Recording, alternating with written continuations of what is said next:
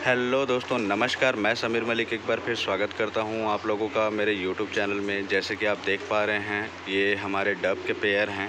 एक पेयर से अब ये 2 पेयर हो चले हैं और एक पेयर जो था वो सेल भी हो चुका है। तो दोस्तों, जैसे कि आप देख पा रहे हैं, बहुत ज़्यादा गर्मी है आज के डेट में।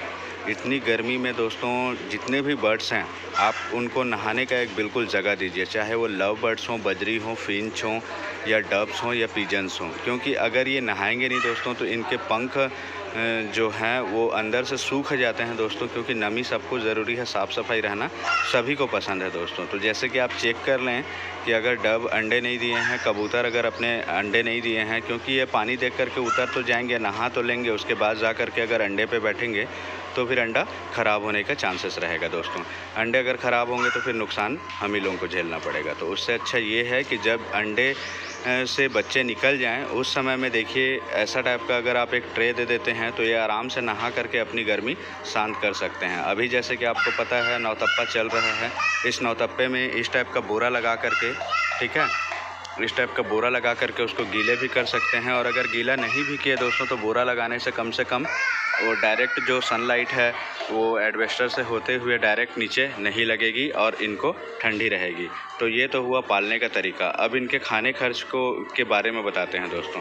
खाना खर्च इनका ऐसा है कि डब कबूतर की प्रजाति होती है। हम अपने डब्स को सुबेरे अगर हम पोहा वगैरह खाते हैं तो पोहा वगैरह भी दे देते हैं। बहुत अच्छे से खाते हैं दोस्तों ये लोग, पोहा बहुत प्यार से खाते हैं। इनको कोई सिखाने की ज़रूरत नहीं होती है, ये बहुत अच्छे से ये लोग खाना पसंद करते हैं पोहा। दूसरी बात ये कि आप इनको जो सरसों आता है, सरसों दे सकते हैं। अगर घर की बात करें तो सरसों हैं आपके पास, छोटे दाने वाले जो मसूर के दाल होते हैं वो हो गए, ठीक है, चावल की कनकी हो गई, ठीक है। इस टाइप का जो छोटा दाना है वो आप दे सकते हैं। हाँ, चना वगैरह अगर आप दे रहे हैं तो चना वगैरह थोड़ा सा दर के कूट करके दे सकते हैं।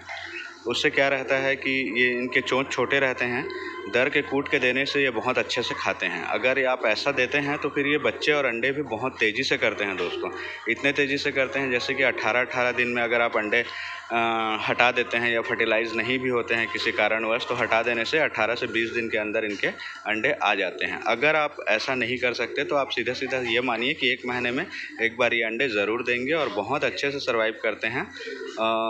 अगर आप इनको ख़रीदा हुआ फूड या बहुत ज़्यादा अंडे लेना चाहते हैं इनसे, तो फिर आपको सूरजमुखी का बीज जो होता है छोटी वाली, वो देना होगा, ठीक है, मक्का देना होगा। और साथ में बजरी वाले जो दाने होते हैं, बजरी वाले दाने देने होंगे, जिनसे कि बहुत जल्दी ये लोग अंडे बच्चे पे आ जाते हैं।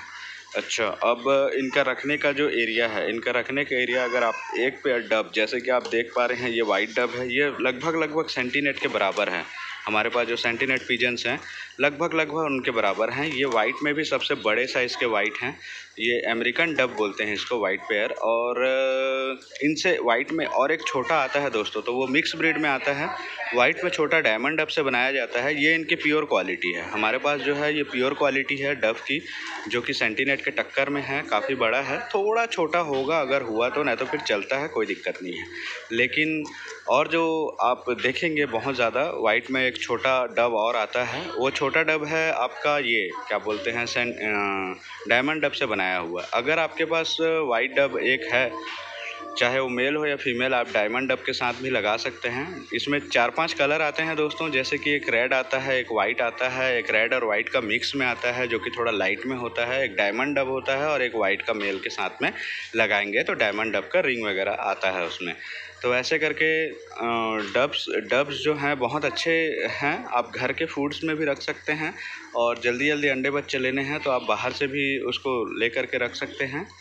और डब रखने के लिए ज़्यादा जगह भी नहीं चाहिए और ज़्यादा परेशान भी होने की ज़रूरत नहीं है, क्योंकि अगर बाई चांस से छूट भी जाएँ तो भी वापस आ जाते हैं। सेम कबूतर का ही ब्रीड है ये, इसमें कोई घबराने वाली बात नहीं है, रिटर्न आ जाता है। लेकिन कोशिश करें कि बर्ड्स जाति के जितने भी हैं वो बड़ा केज देने का। आप अगर बड़ा केज या बड़ा इन्वायरमेंट देते हैं तो समझिए कि वो 100% सर्वाइव करते हैं। सबसे बड़ी बात ये है ना दोस्तों, जैसे लव बर्ड, बजरीज हुए या डव हुए, अगर ये छूट जाते हैं तो ये सर्वाइव इसलिए नहीं कर पाते क्योंकि इनको पता नहीं रहता कि कैसे खोज के खाना है।